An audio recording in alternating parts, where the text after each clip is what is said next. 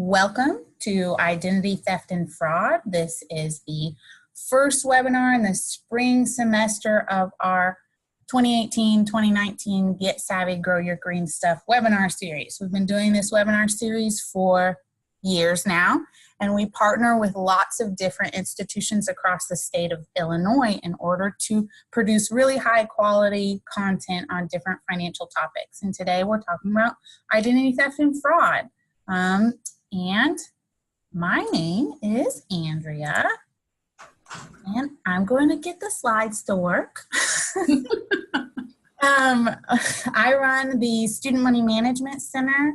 I am an assistant director in University Student Financial Services and cashier operations for the University of Illinois system. So today I'm in Urbana, sometimes I'm in Chicago, and sometimes in Springfield. So I have a very large geographic area that I have to travel, and my target audience is pretty big. So webinars are a good way to reach that many people that our target audience is trying to reach.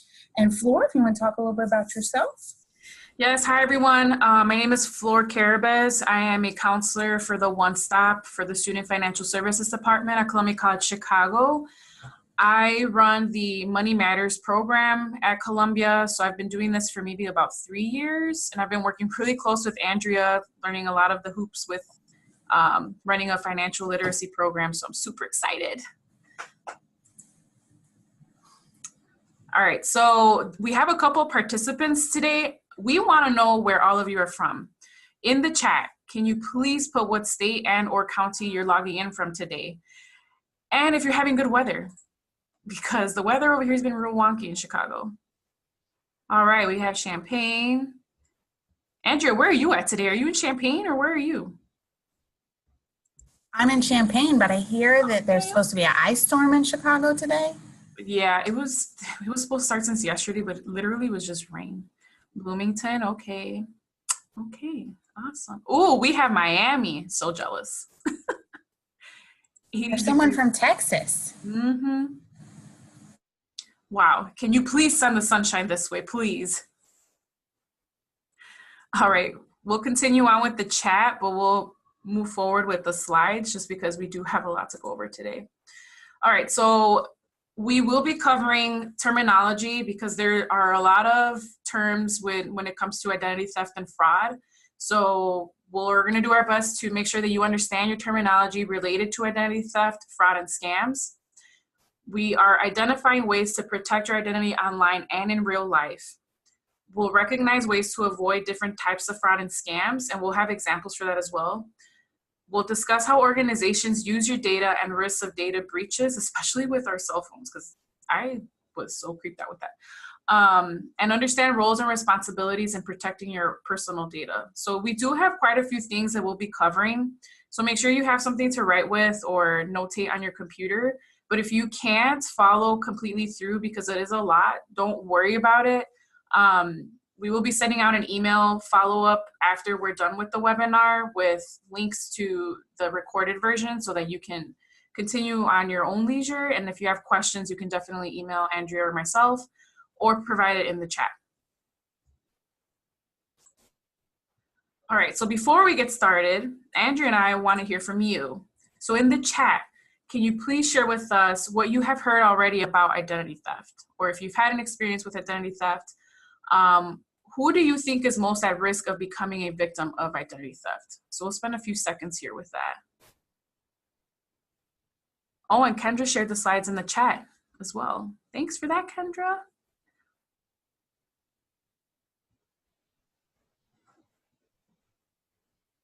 I think we have a little bit of shy people today. What kind of myths have you heard about identity theft? We hear a lot being financial educators. Right.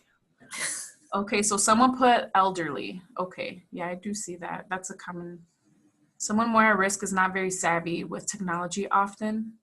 I could see that, yeah. We're gonna cover a lot of stuff with technology too.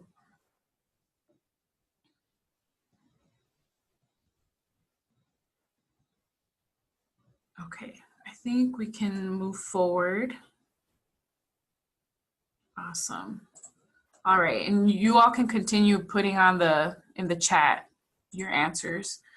All right, so let's go over some stats. Personally, when we were building the content for this, I was like, oh, you know, it can't be me because I'm pretty tech savvy. But then when we were looking through the stats, I was like, oh, I need to be careful.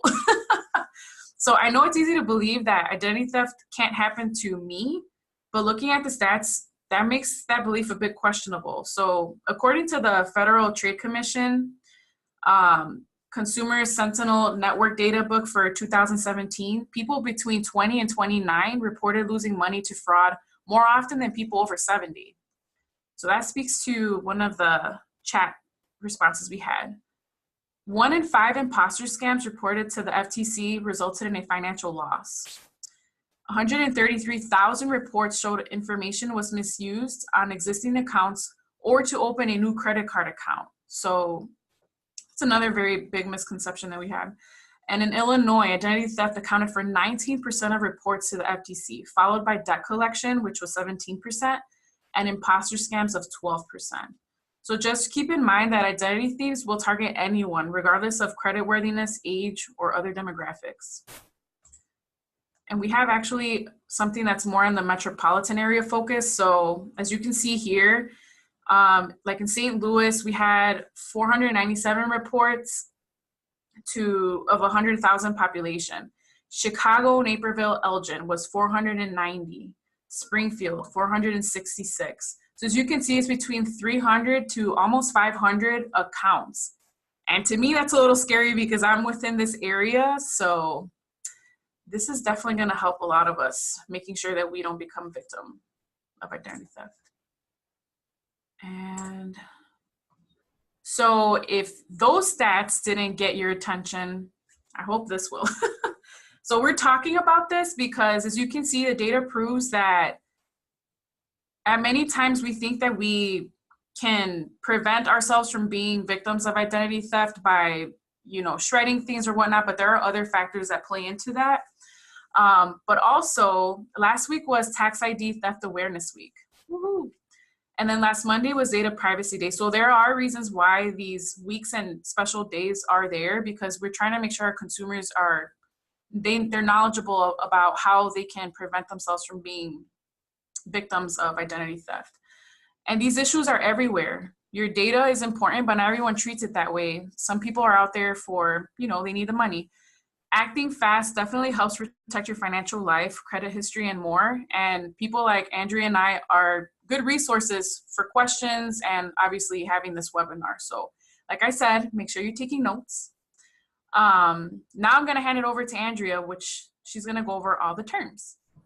Thank you, Flor. So we're just going to jump into defining what identity theft is. So someone steals your personal information. Could be any type of information. Maybe not financial, maybe not your social security number. It could be any information. They use it without your permission.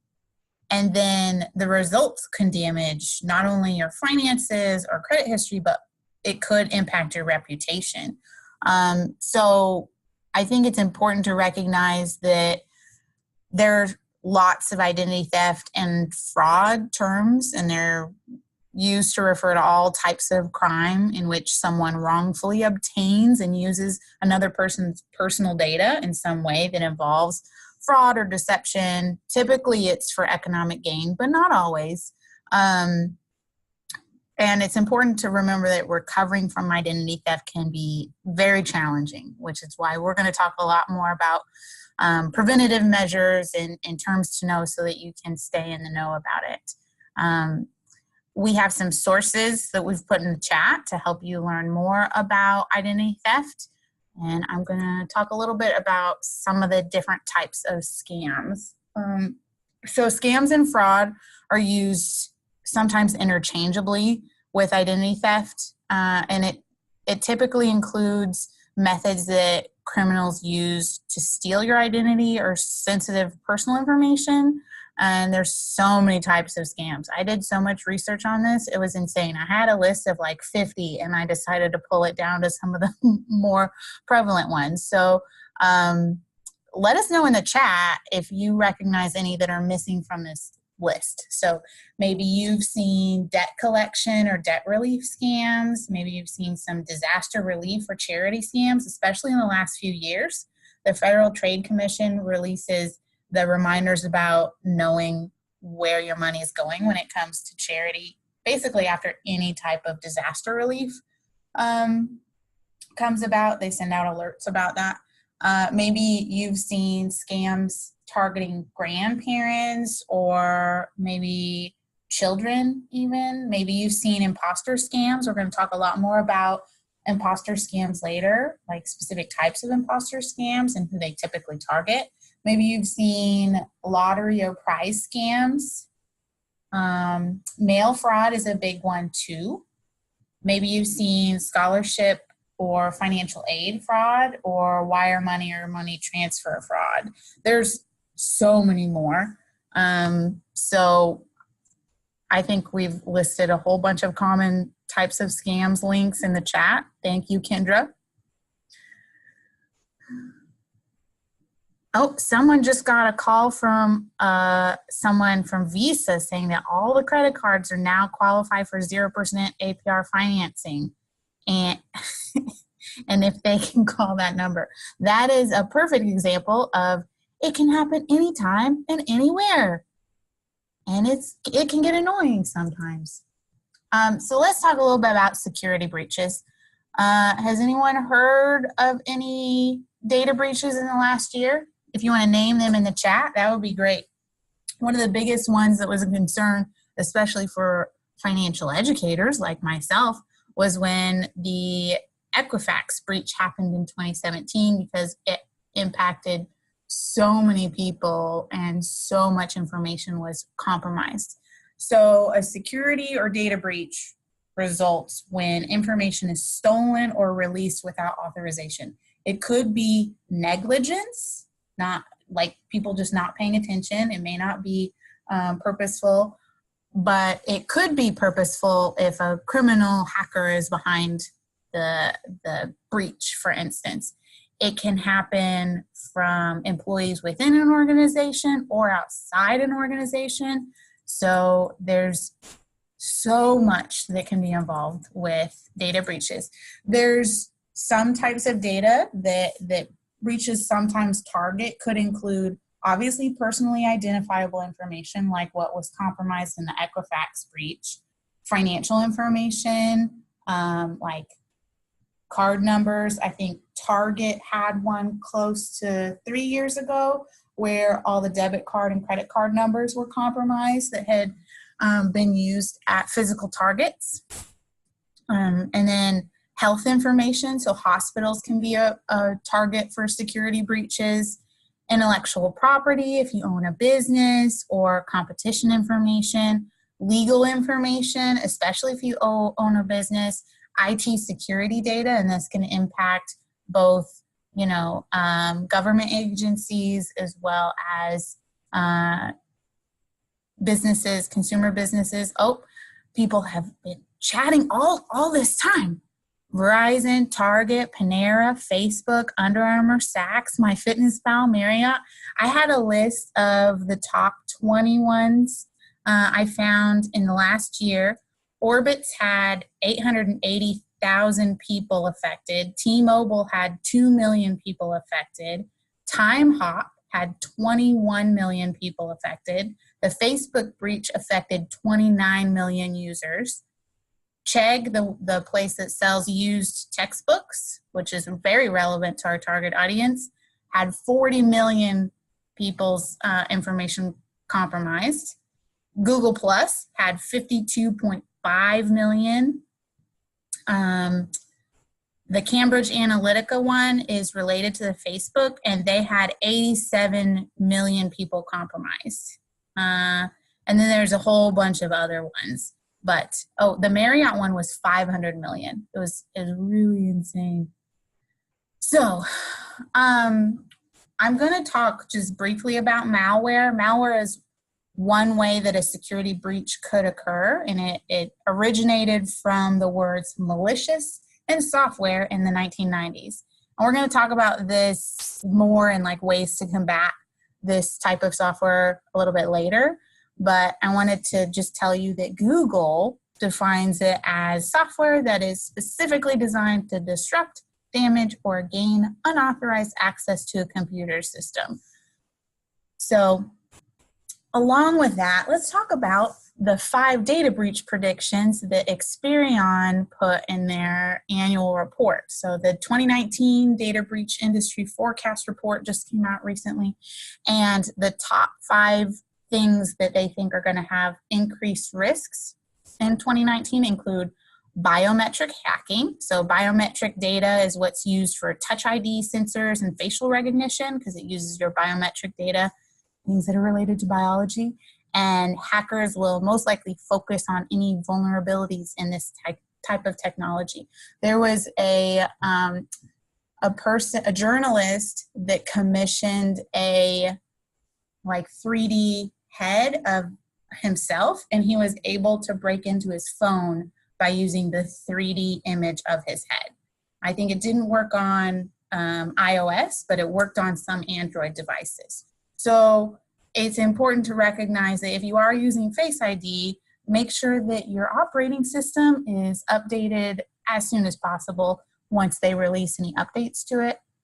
Another thing that they said that's going to be an increased risk is skimming. So if you've heard of skimming before, skimming, it's historically associated with devices that capture your plastic card information by being attached to things like ATMs or gas pumps or other places where they use electronic payments, usually card payments. This report actually indicated that there would be enterprise-wide attacks on national networks. So they would attach software to networks that exist that process financial information or other types of information, and then skim information from entire networks. So that's super scary. The wireless carrier attacks was interesting. I didn't really realize this could be an issue for potential data breaches, but the article, this particular report, referenced a CBC News investigation that showed how a hacker could track location and access the contents of a phone just by having the phone number. They didn't have anything else. There's just a phone number. And then they take advantage of the vulnerabilities in the wireless carrier's signaling system number 7 or SS7 network. So it's very specific, and I think hopefully this forecast report going out to security experts will help reduce those risks. But just recognize that it could be a risk, so be careful what you store on your devices. Cloud breaches, so cloud computing is increasing popularity, obviously, and there are lots of different vendors out there. The Experian report suggests that, quote, it's only a matter of when, not if, a top cloud vendor will suffer a breach, compromising the sensitive information of hundreds of Fortune 1000 companies, which could have consumer data there. And then the other thing that was interesting, since I'm a gamer, I don't participate in more community gaming, but the online gaming community may be at increased risk of social engineering efforts, with cyber criminals posing as gamers and gaining access to their computers and personal data of those trusting players that are playing community games. So that was interesting. That's just the top 5 data breach predictions for 2019. I talked a little bit about social engineering, so I think I need to explain that. So in the context of information security, social engineering is the use of deception to manipulate individuals into divulging confidential or personal information that may be used for fraudulent purposes. And it can take so many different forms, and scams that use social engineering continue to get more sophisticated all the time. So things that we used to tell you, look for misspellings, look for, short sentences. Those aren't as good indicators anymore, and we'll talk a little bit about that. So let's talk about the types of social engineering that are out there. There are so many types, but these focus on more of the electronic types. So there's phishing. This is kind of a catch-all for actions to fraudulently obtain sensitive information, but it's usually in reference to phone calls or emails where they're trying to get you to give out information. It might just be like, pay us this much money by March in iTunes gift cards, or it might be send us your banking information, or let me know about your favorite dog's name. There's lots of ways that, lots of types of information that criminals will try to use through phishing. Farming involves malware or malicious code that's installed on your machine, and then it takes the information that's processed through your device, be it a laptop or iPhone or a tablet or anything, and makes it so the criminal can access it. Phishing is phishing using a telephone. So sometimes phishing and phishing, which sound very similar, are used interchangeably, but phishing is the specific social engineering when they're using a telephone to obtain sensitive info. Like the example that we just got in the chat, that somebody had a phone call from their, quote, credit card company. I'm always getting those. Sarah can lose my number. Sarah from credit services can just stop calling me. Smishing is phishing using text messages. It originates from SMS. That's what's historically been used to identify text messages. And then spear phishing or whaling is when a specific person is targeted using very carefully crafted messages that appear like it's from usually higher up in the company and they're in a hurry. So they usually target someone that has access to a large amount of data for an entire organization, which is why it's called spear phishing, since they are targeting a specific person to get a whole whale of information. So you might associate these types of social engineering with spam. So spam isn't just unwanted marketing emails. They're also used for phishing or farming. So it's important that you are being careful, right, when you're seeing this kind of information. And we put lots of different sources in the chat regarding these types of social engineering. All right, I'm going to hand it back over to Flora to talk about what to do when looking for these scams. Yeah, thanks for covering all those types of social engineerings, because so many fishes and vishes and smishes. I was getting real confused. But yeah, you provided a really good example. So now we're going to talk about how to look for these scams. What are some indicators? So right now, what I would like for everyone to do is, I feel like people already have some sort of practice with, finding some of these indicators. So in the chat, can you provide what you already look for to make sure that you're not being scammed? And or what do you already know would put you in a very difficult situation with having your identity compromised, that maybe you carry with you, like a laptop or something? What can get stolen from you that would compromise your identity?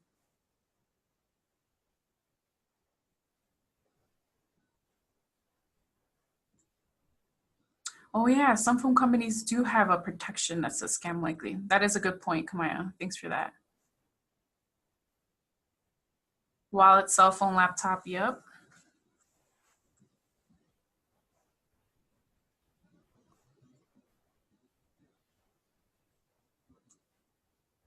Yes, those are great pointers. Keep those pointers coming. We're going to continue moving forward. So in this next slide, just by looking at this email, do you believe that this is a scam or not? Provide your answer in the chat.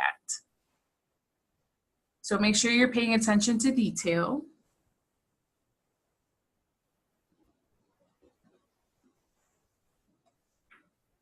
We're going to give like 2 more seconds. Ha! Kathy, that's a good point. Yes. Yes, everyone's doing so great. Okay, I think we got the consensus now. So let's move forward. So this was an actual email that I believe Andrea received.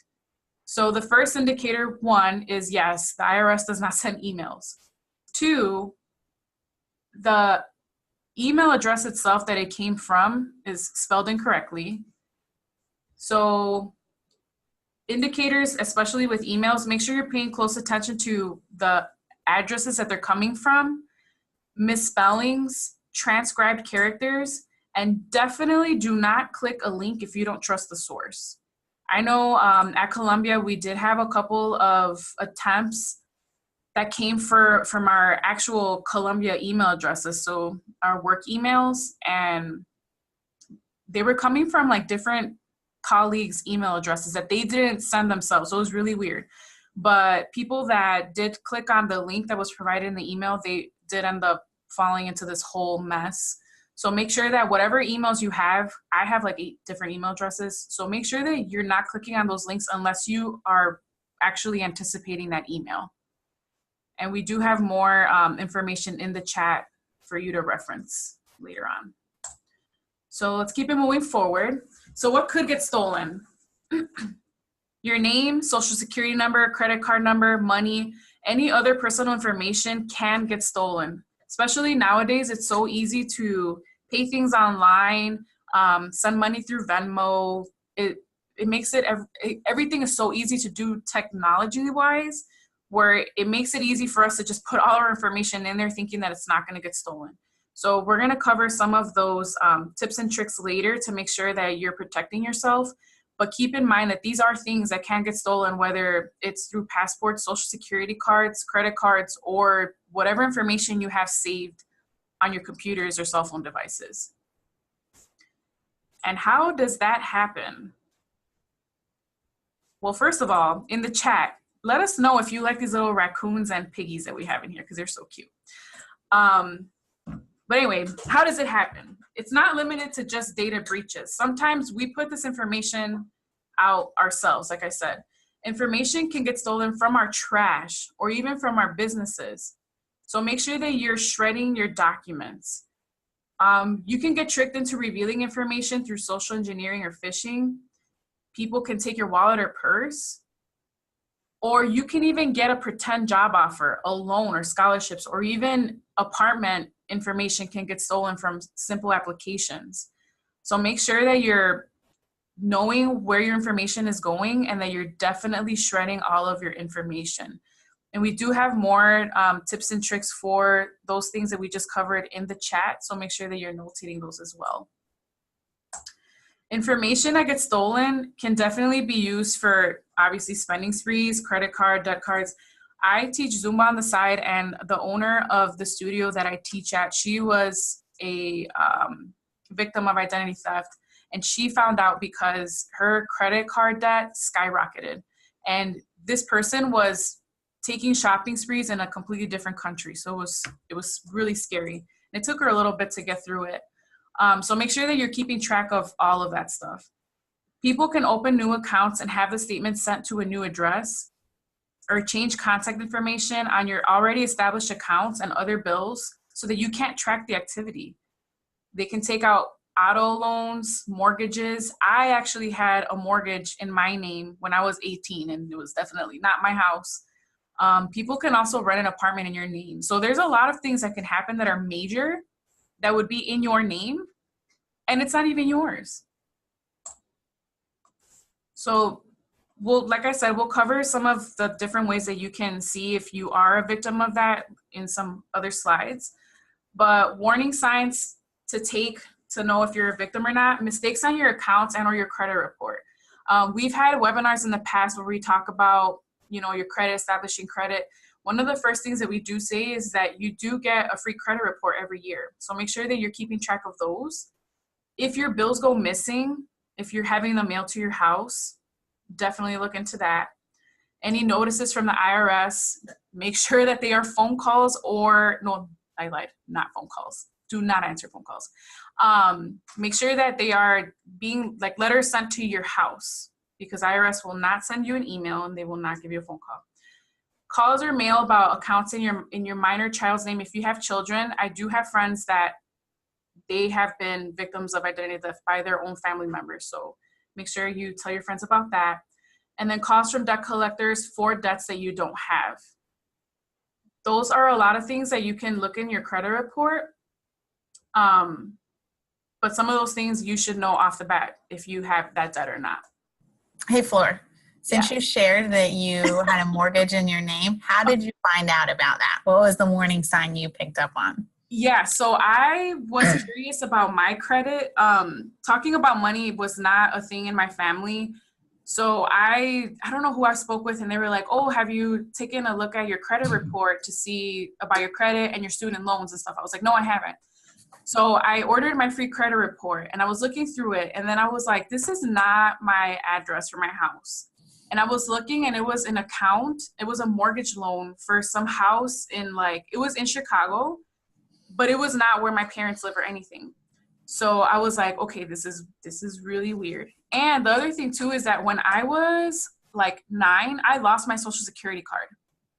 So my mom had called to make sure that everything was frozen and whatnot, but I don't know how they were able to get this mortgage out, but they did. But I ended up taking, the measures that we're going to talk about in a little bit. And now it's off, but that was really scary because I was 18 and that was not my house. Right? Yeah, that was really weird. I'm glad you got it resolved though. Oh yeah, for sure.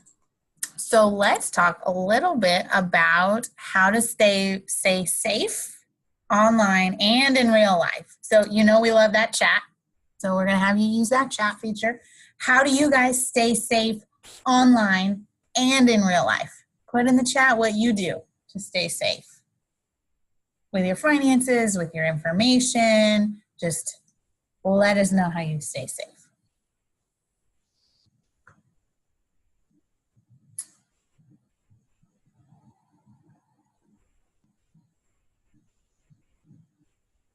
Never share pins with anyone. Oh man, it blew up chat all at once.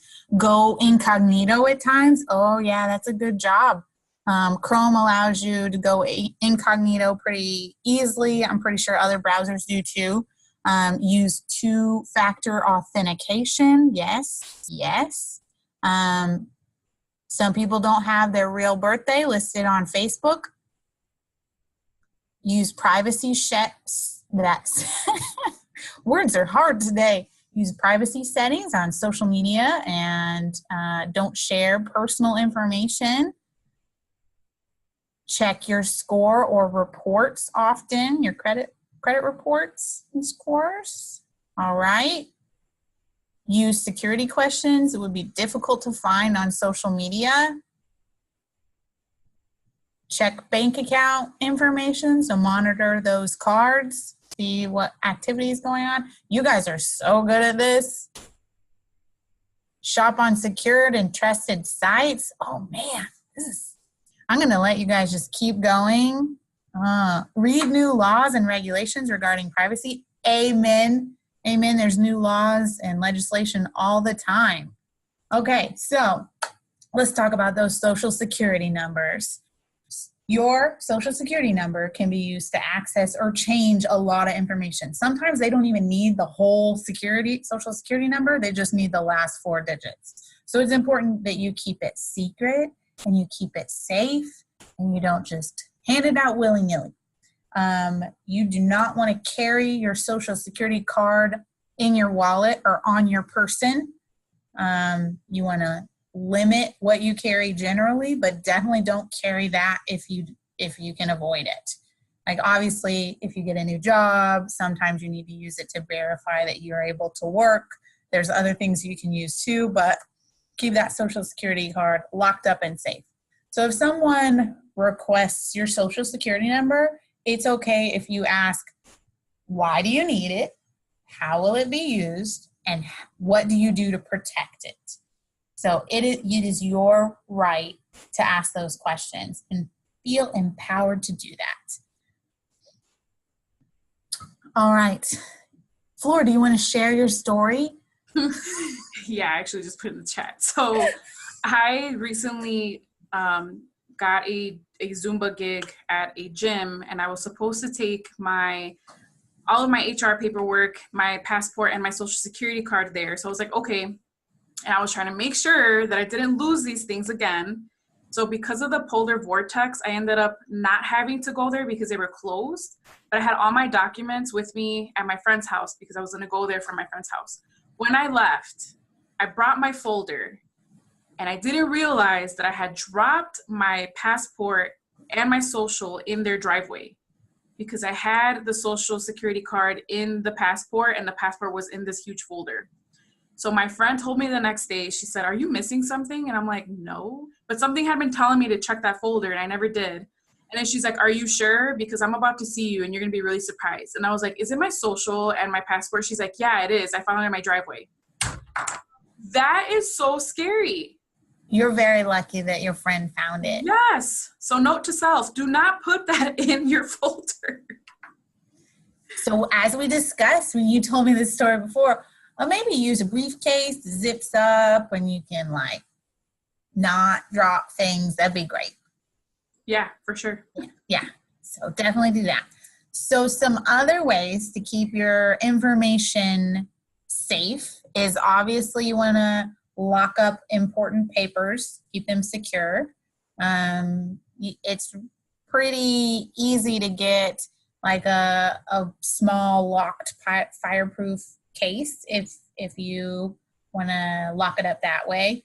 You want to be careful with your mail. I might have put in the chat to shred sensitive documents, and using a micro cutter or a cross-cut shredder are the best options because it's harder for people to put the pieces back together like a puzzle. You want to limit what you share on social media. Don't be one of those oversharers. You want to lock your devices. It's important. If you can use higher level security on your devices, like a passphrase instead of a PIN, that's obviously more secure, but definitely lock it with something. You want to read your privacy policies. Like Kendra said earlier in the chat, you want to also read any laws that pertain to your rights with your privacy. Limiting what you carry can not only protect like your stuff, but can also protect your information. So if you don't carry your social security card, like we just talked about, definitely don't carry that. Even if you don't need, let's say, all of your cards, you can lock them up at home. That's less that could get lost or stolen too. Another thing, because health information can be compromised, is to destroy prescription labels on any of the prescriptions that you have. And then you can also opt out of pre-approved offers. So I just got a pre-approved credit card offer, I think Monday night, and I was like, I don't want this. So I used the little telephone number that was on the pre-approved offer to opt out of that, and it opts you out for 5 years. So you can add your name to that list, and then you won't get any pre-approved offers. And then you have less risk of people filling out those pre-approved offers and putting it to a different address, right? Because we talked about how it's not just people with existing credit that could be victims of identity theft. People can take out new credit in your name, and then you wouldn't know about it unless you monitored your credit reports. So we're probably going to push that quite a bit. Let's talk a little bit about passwords. So it used to be that we just said, oh, don't share your password with anyone. Then we said, oh, well, it needs to be a minimum of so many characters. Oh, it needs to have some variants, maybe in uppercase and lowercase letters. Maybe it needs a special symbol. You need to include all those. Different sites are going to have different minimum requirements. So you might consider not just not sharing passwords or PINs. You need to use unique passwords or passphrases for every website.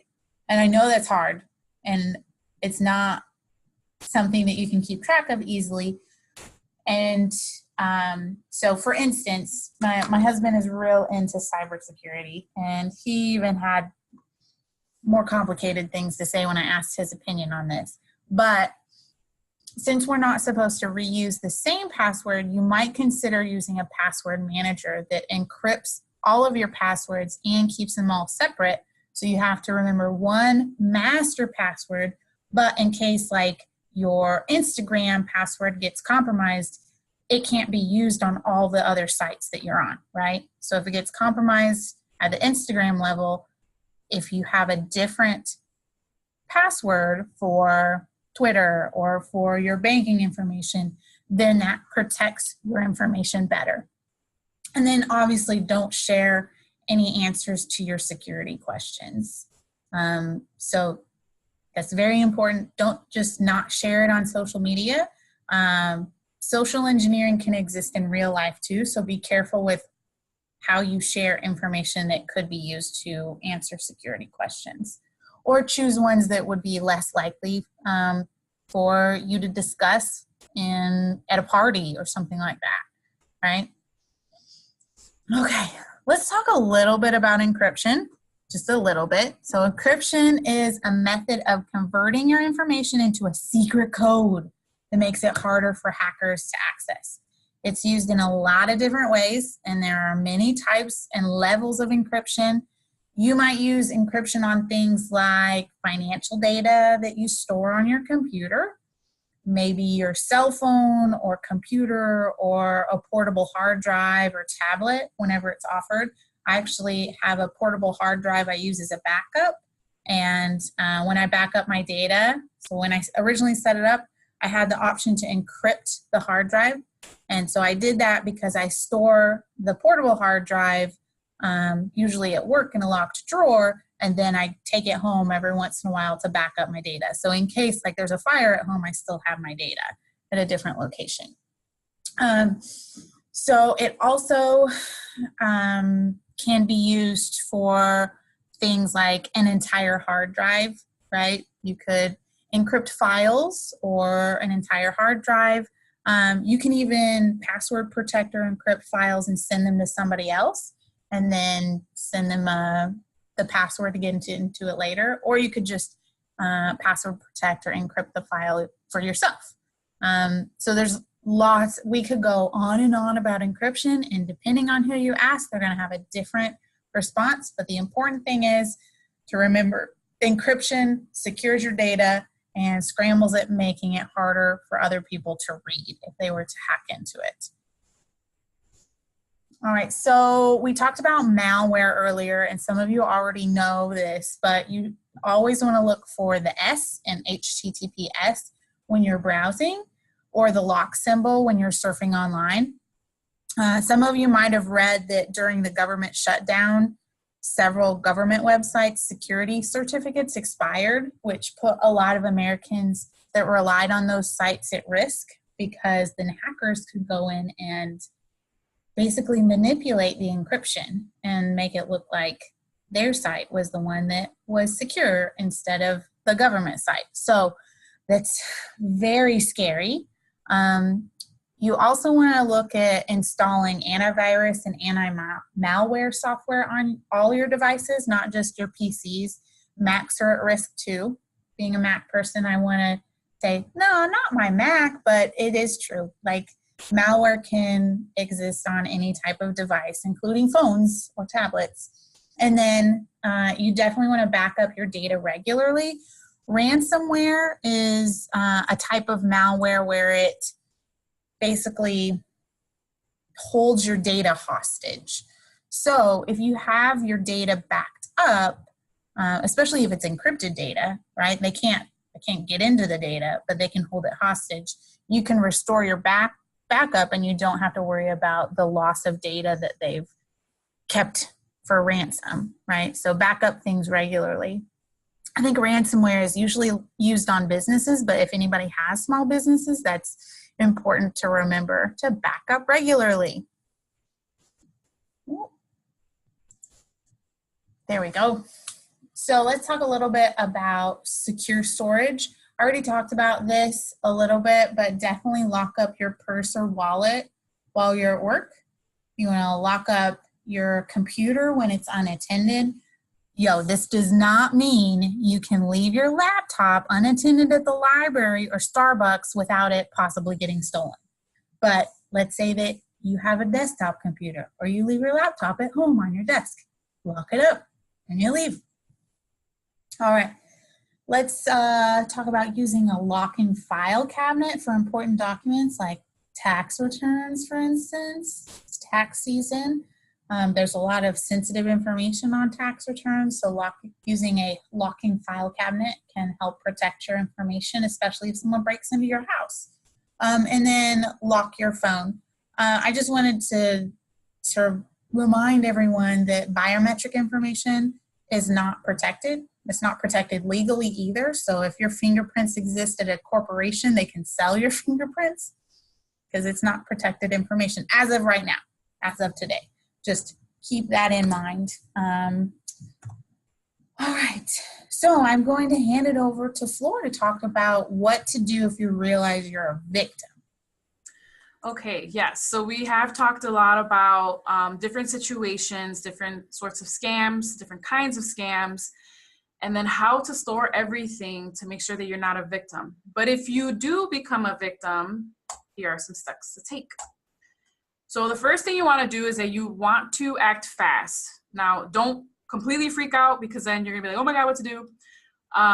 Act fast. The first thing you want to do is you want to contact one of the 3 credit bureaus to put in a report. As long as you contact one, once your process has been completed for your alert, they will notify the other 2 bureaus of the same situation. Make sure that while you're doing this, you're recording every single thing related to the issue and that you keep it safe. You want to keep track of who you spoke with, the number that you called. If they have like a badge ID number, that you notate that as well. Order your credit reports. As a victim of identity theft, you do get free credit reports. I'm not sure if there's like a maximum amount, but in general, everyone is entitled to 1 free credit report every 12 months from each of the credit bureaus. So you do have access to that. You also want to make sure that you create an identity theft report and a complaint with the Federal Trade Commission, as well as filing a police report, because this will also give you rights to help recover from the identity theft more quickly. All right, so I was actually in conversation with Andrea about this yesterday because there is a difference between a fraudulent alert and a credit freeze. So the difference between the two is that a fraud alert, this makes the businesses verify your identity before issuing any new credit. And this can also be extended for at least 7 years, and it's only available to identity theft victims. Whereas the credit freezes, this allows for a stop to any of your credit reports until you actually call to lift the freeze. And actually, I had to do this when I lost my social security number.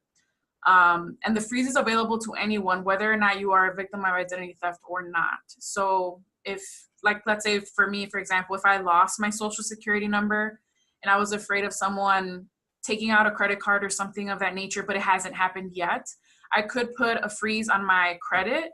So that means that if I go and try to purchase a car and get a note or a mortgage, then I would actually have to call the credit bureaus and say, hey, it's me, can you lift the freeze so that they can pull my credit report to see if I qualify for this loan.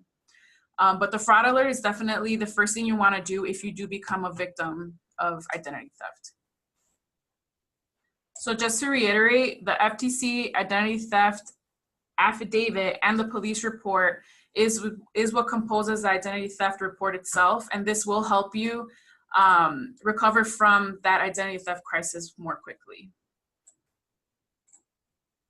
So once all of that is taken care of, make sure that you get copies of the documents related to your identity theft.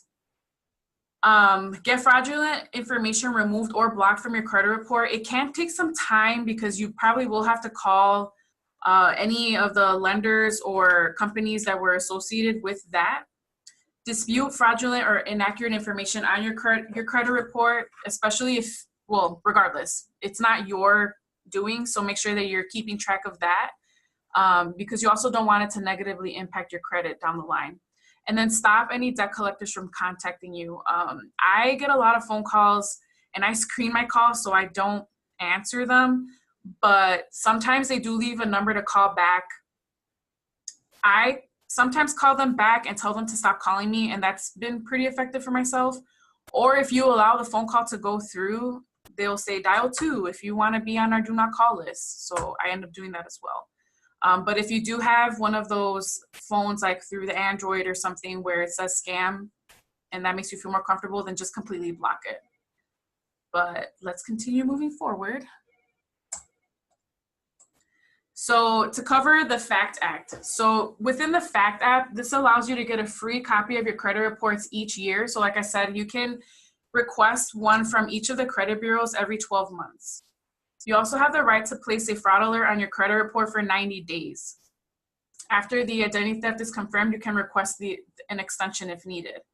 And businesses must contact you if there is a fraudulent alert on your report.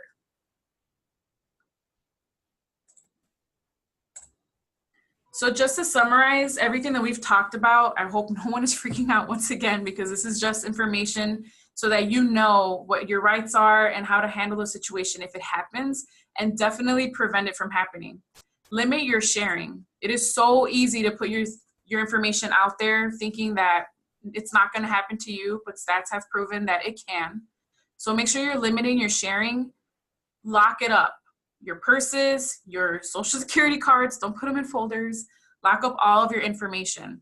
Use strong passwords or passphrases. Try to stray away from things that people can know about you, such as your favorite color, your first car, your pet's name, and be very skeptical about where your information is coming from. If it seems too good to be true, it probably is.